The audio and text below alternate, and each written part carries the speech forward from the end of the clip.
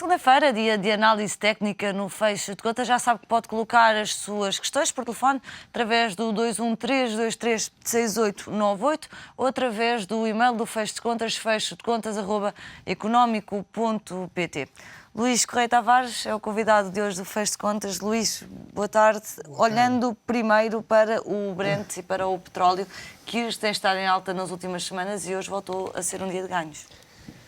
É verdade. Se olharmos para o Brent em si, de facto, como dizia há pouco o Filipe Garcia, muito bem, ele encontra-se tecnicamente numa tendência altista, que no gráfico nos diz que, no caso do Brent, passar a barreira do nível 121, e encontra-se a lutar com esse nível, é um nível de gap deixado em maio do ano passado e que, a ser fechado, nos daria projeções em torno a 133.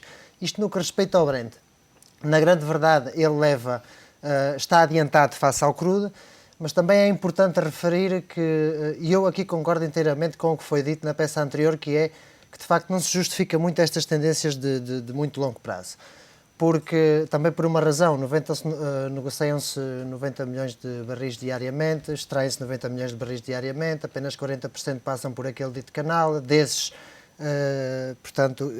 40% negociam-se por via marítima e destes 40%, os outros 40% é que passam por aquele canal. Corresponde a 15 milhões, não justifica... É pouco. Isto é especulação. Na minha opinião, isto é especulação. No que respeita ao crudo, sim.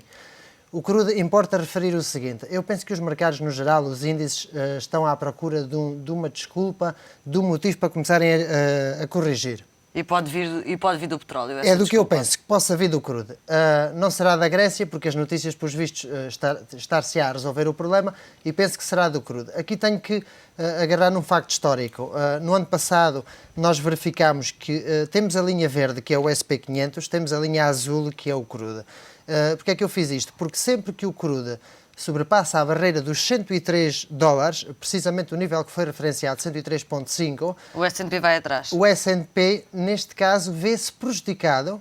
Ou seja, se o crudo perde pela parte de baixo essa barreira, nós vemos aqui o S&P a subir. Aconteceu no princípio de 2011, aconteceu no princípio deste mesmo ano. Não ao contrário, é isso que está a dizer, Luís? Nestas fases, quer isto dizer, eu tento explicar melhor.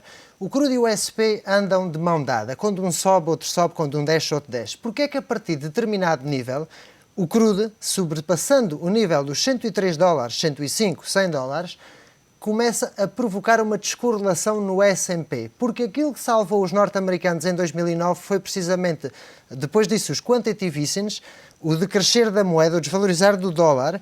Isso provocou com que as empresas de exportação fizessem muitas vendas para o exterior e sacassem, digamos assim, os Estados Unidos de um sufoco. Acontece que quando o crudo sobrepassa esta barreira, encarece a exportação, encarece os produtos quando são colocados ao consumidor, e isto nos contratos que são negociados 3 em 3 meses vai diminuir as vendas do que são essas multinacionais que estão no SP500. Então quer isso dizer, contabilisticamente, pelos analistas, mais fundamentais do que técnico, digamos assim, porque é aquilo que no fundo estou um pouco a meter-me na área que não é minha, é de que quando o crudo sobrepassa esta barreira dos 103, começam-nos a anunciar de que isto não é sustentável. Ele pode ameaçar o SP500.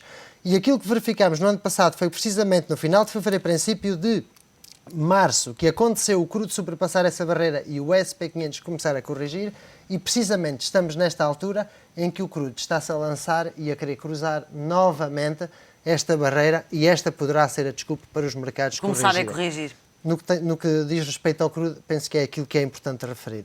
Luís, e olhando para outra das notícias que está a marcar o dia, a desvalorização do iene japonês.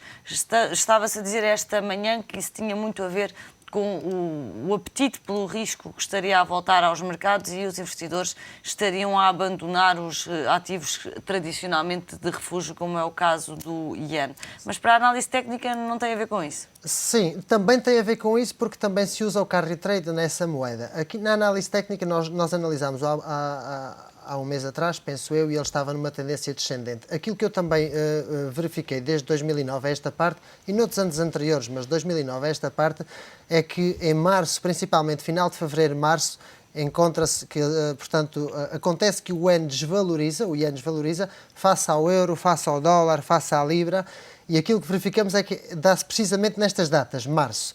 Porquê? Também porque é quando o Japão faz o fecho dos anos, portanto, contabilisticamente, e há uma repatriação de ienes até ao Japão. Foi aquilo que aconteceu com o euro no final deste ano.